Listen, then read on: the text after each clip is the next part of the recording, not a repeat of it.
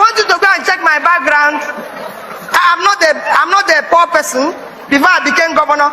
All of you can go and check my background, who I was before I became governor. Before I went into public life, I'm a very rich person. However, I have allergy for money being wrongly spent. That is why I go to schools. Every month, go and check the record till date. I visit at least 5 secondary schools all over Nigeria. The last visit was in Sokoto, and I give each at least 1 million naira. That is for me expenditure. Not to use it to buy watch that I keep at home, keeping time that nobody uses. It doesn't make sense to me. So to him, give these people this key. They send the key, and they search my whole apartment. I can tell the only result they found there, they say, this man doesn't live here. It's only his wife clothes and shoe that we saw and everything. Now we didn't see anything belonging to him. But I've said it to so many Nigerians. Peter Obi wears only black shoe, and I have 2 pairs of it anytime, and I travel with it. The purpose of shoe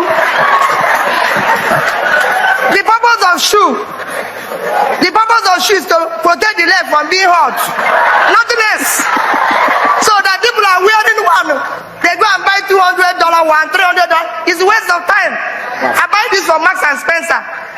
$49.99, finish. It's a shoe, nothing else. They say, oh, we didn't even see watch. I said it openly to everybody.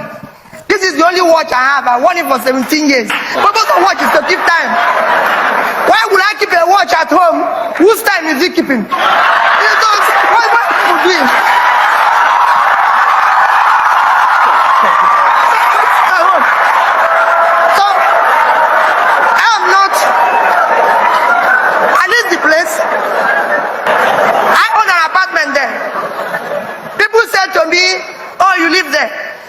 I live there. It was built by somebody I'm close to and everything. And I told him, I said, I haven't finished being governor of Anambra State for 8 years. I cannot live outside Anambra State.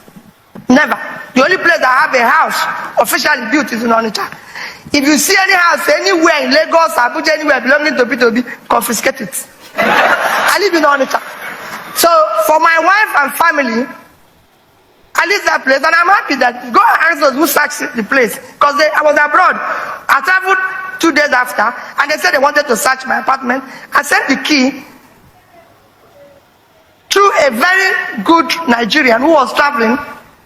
I'm sure Zero Obama, and he'll tell people the story one day. It's in the building, and given that you own an apartment there, what were your experience? Very, very good question. Well, I'm sure for me, let me tell you my sadness. It's not actually an issue of just that cash was found. I leased an apartment there. I lived there. I was there in that block when they came to search the apartment in question. So it's something I know. But let me tell you what is worrisome. Well, we don't know. They're still dealing with who owns the money and who doesn't own the money. Maybe that will one day be clarified. But let me tell you where I'm even worried. Assuming the money was even from a background that is questionable, why will anybody keep it in such a circumstance? The place could have caught fire. Anything could have happened. If that money was put in our banking system, whoever kept it would have earned 8% per annum, so it would have earned about $7 million by now. 1 minute, it would have earned about let me finish.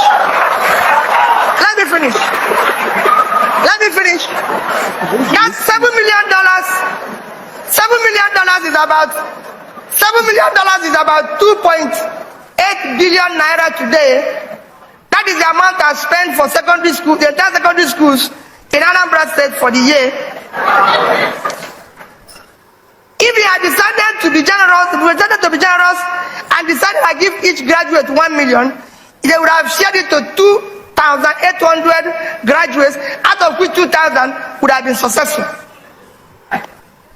I can go on and tell you what that money will do. The bank that is keeping the money would have made 7% because they would have given it to a business at 15%, make 7%, which means the bank will keep going, and the business that they loaned it to will keep going. That is the economy. But that money was kept in a place where, Thank you very so the apartment, yes, but I'm appealing to Nigerians that is not a way to keep money. Thank you. Thank you very much, sir. No more. Yeah. Thank you very much, sir. Thanks for coming around. Thank you.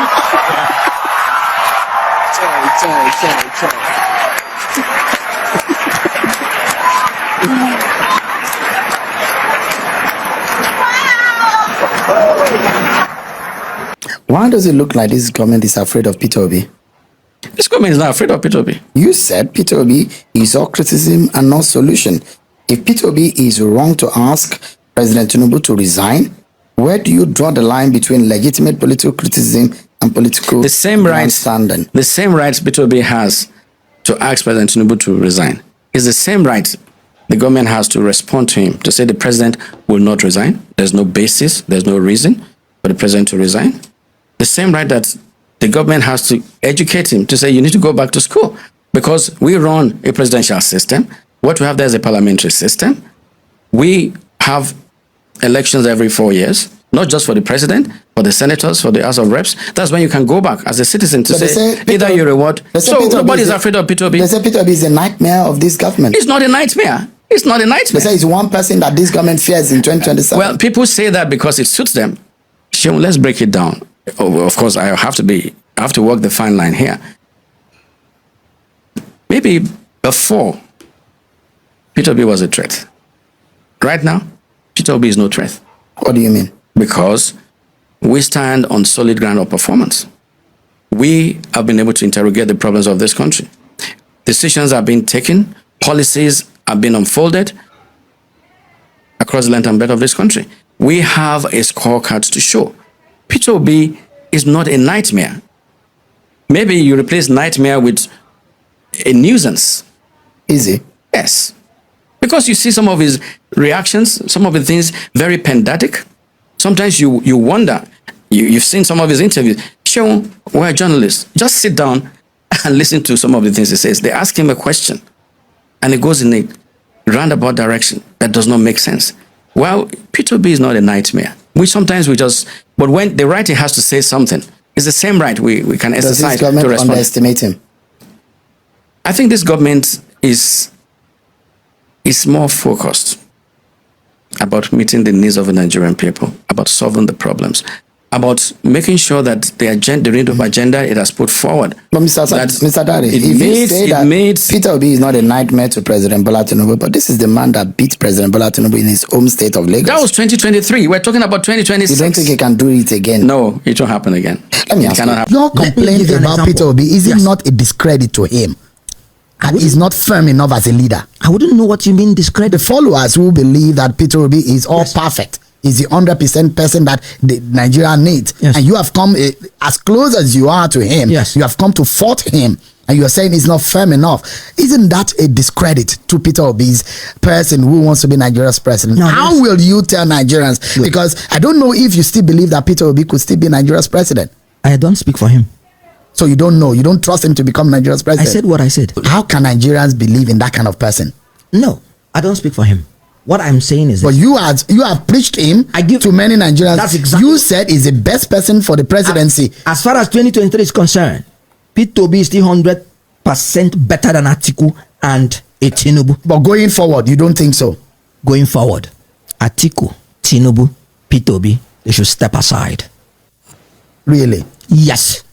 You see, the level of wickedness and evil in this world. I mean, sometimes it can mess up with your mind.